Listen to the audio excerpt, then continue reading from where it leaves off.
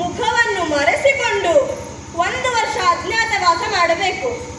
ಅದರಲ್ಲಿ ಸಿಕ್ಕಿ ಹಾಕಿಕೊಂಡ್ರ ಮತ್ತೆ 12 ವರ್ಷ ವನವಾಸ, 1 ವರ್ಷ ಅಜ್ಞಾತವಾಸ. ಅವರು ನಮ್ಗೆ ಕಣ್ಣಿಗೆ ಕಾಣಿಸ್ದೇ ಇರ್ಲಿಕ್ಕೆ ಸಾಧ್ಯವಾ? ನನ್ನ ತಮ್ಮಂದಿರಿದ್ದಾರೆ 99 ಜನ, ಅವರಿರುವುದು 6 ಜನ. ದ್ರೌಪದಿಯನ್ನು ಸೇರಿಸಿ ಹುಡುಕ್ಲಿಕ್ಕೆ ಆಗುದಿಲ್ವಾ ನಮಗೆ?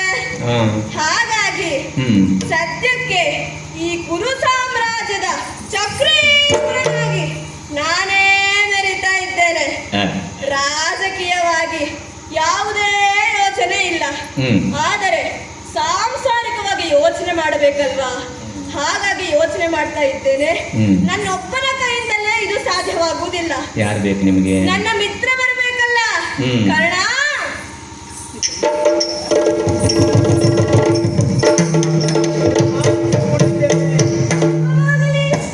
ಮಿತ್ರ ಕರ್ಣ ದೂರದಲ್ಲಿ ಇದ್ದವನನ್ನು ಹತ್ತಿರಕ್ಕೆ ಕರೆದಿದ್ದೇನೆ. ಕಾರಣ ಏನು ಗೊತ್ತುಂಟಾ? ಈಗ ಹೇಳ್ತೇನೆ ಕೇಳಿ.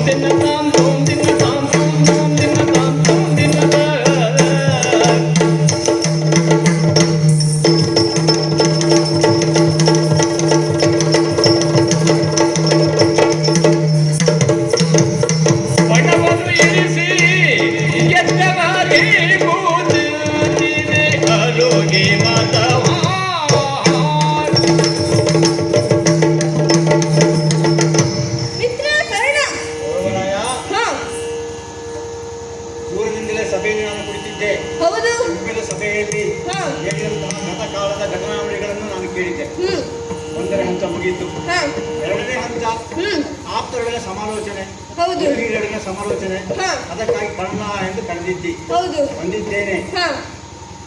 ಯಾಕೆ ಕರೆಯಲಿಕ್ಕೆ ಕಾರಣ ಉಂಟು. ನಿನಗೆ ಗೊತ್ತಿದ ಹಾಗೆ ನನಗೊಬ್ಬಳು ಮಗಳಿದ್ದಾಳೆ, ಲಕ್ಷಣೆ, ಪ್ರಾಯ ಪ್ರಬುದ್ಧಳಾಗಿದ್ದಾಳೆ. ಅವಳಿಗೊಂದು ಮದುವೆ ಮಾಡಿಸ್ಬೇಕಲ್ವೋ, ಅದರ ಬಗ್ಗೆ ಯೋಚನೆ ಮಾಡ್ತಾ ಇದ್ದೆ. ಸರಿಯಾದ ಸಮಯಕ್ಕೆ ಸುರಮುನಿಗಳು ಬಂದರು. ಹೌದು, ಬಂದವರೇ ಒಂದು ಯೋಜನೆಯನ್ನು ಹೇಳಿದರು. ಯಾವ ರೀತಿಯಾಗಿ ಮದುವೆ ಮಾಡುವುದು ಎಂಬುದಾಗಿ. ವಿಕ್ರಮವೇ ಪಣವನ್ನಾಗಿರಿಸು, ಯಾರು ಗೆಲ್ತಾರೋ ಅವರಿಗೆ ಮಗಳನ್ನು ಕೊಟ್ಟು ಮದುವೆ ಮಾಡು ಎಂಬುದಾಗಿ ಹೇಳಿದರು. ನನಗೂ ಸರಿಯೇ ಅಂತ ಅನ್ನಿಸಿತು. ಆದರೆ ಇಲ್ಲಿ ಒಂದು ವಿಷಯ ಉಂಟು. ನಮ್ಮ ಅಜ್ಜಿಯ ಇದ್ದಾರಲ್ಲ, ಹೌದು, ಅವರದೊಂದು ಆಕ್ಷೇಪ. ಇದು ಬೇಡ. ಯಾಕಾಗಿ ಸ್ವಯಂವರಕ್ಕೆ ಬರುವವರು, ಮದುವೆಯಾಗಿ ಬರುವವರು ತಮ್ಮ ಸಾಹಸವನ್ನು ತೋರಿಸಿ ಕೊನೆಗೆ ರಕ್ತಪಾತವೇ ಆಗಬಹುದು.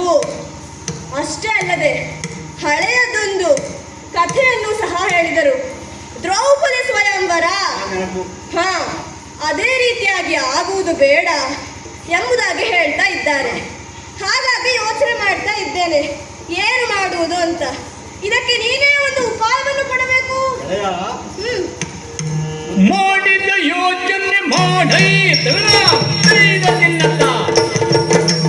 ಮಾಡಿದ ಯೋಚನೆ ಮಾಡೈ ಕಳ್ಳಮಳ್ಳ ಬೇಡೈ ಮನಸ್ಸಿನಲ್ಲಿ ಕಳ್ಳಮಳ್ಳ ಬೇಡೈ ಮನಸ್ಸಿನಲ್ಲಿ ರೂಢಿ ಪರಿಸಲಿ ಬಗ ಕಲ ಗಮನ ನೋಡುವೆ ನಿಮಿಷದಲ್ಲಿ ತೆಗೆದ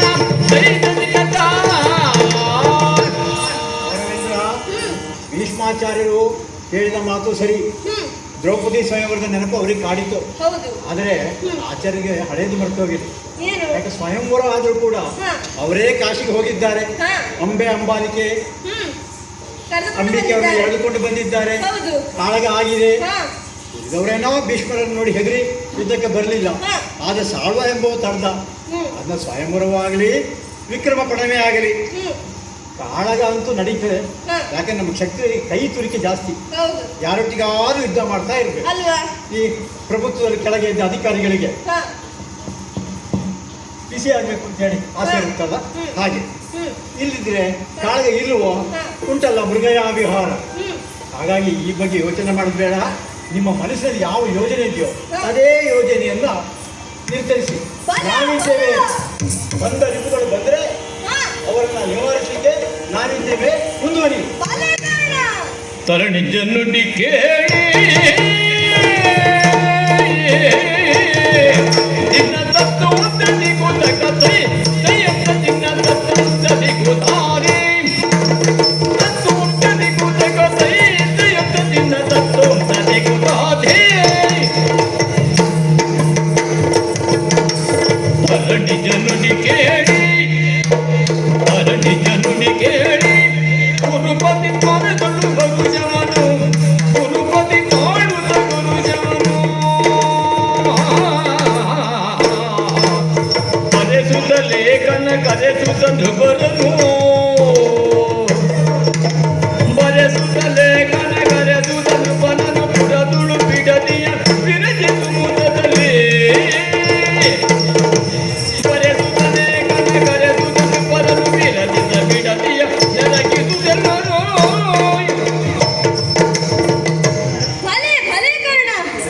ನೀನೊಬ್ಬರಿದ್ದರೆ ಸಾಕು, ನನಗೆ ಎಲ್ಲ ಚಿಂತೆಯೂ ಮಾಯವಾಗ್ತದೆ. ಯಾವಾಗಲೂ ಸಹ ನಿನ್ನ ಸಹಕಾರ ನನಗೆ ಇದ್ದೇ ಇರ್ತದೆ. ಹಾಗಾಗಿ ಯೋಚನೆ ಮಾಡುವುದು ಬೇಡ. ವಿಕ್ರಮವನ್ನೇ ಪಣವನ್ನಾಗಿ ಇರಿಸೋಣ. ಇನ್ನು ಹಸ್ತಿನಾವತಿಯಲ್ಲಿ ವಿಕ್ರಮಗಳು ಏನು ಕಡಿಮೆ ಇದ್ದಾರಾ? ಸಾಹಸ ಪ್ರದರ್ಶನ ಮಾಡಲಿಕ್ಕೆ ಇದೊಂದು ವೇದಿಕೆ ಆಗಬೇಕು.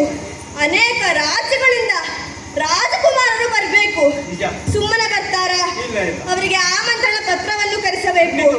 ಅವರಿಗೆ ಬಹಳಷ್ಟು ಎಲ್ಲವನ್ನು ವ್ಯವಸ್ಥೆ ಮಾಡಬೇಕು. ಹೌದು, ಪ್ರತ್ಯೇಕ ಕೋಣೆಯನ್ನು ಇರಿಸಬೇಕು. ಎಲ್ಲ ಹಸ್ತಿನಾವತಿಯ ಪುರಶೃಂಗಾರವಾಗಬೇಕು. ಬಹಳಷ್ಟು ಕೆಲಸ ಉಂಟು. ನೀವೆಲ್ಲ ಇದ್ದೀರಾ ಎಂಬುದೇ ನನಗೊಂದು ಭರವಸೆ. ಹಾಗಾಗಿ ತಡ ಮಾಡುವುದಲ್ಲ,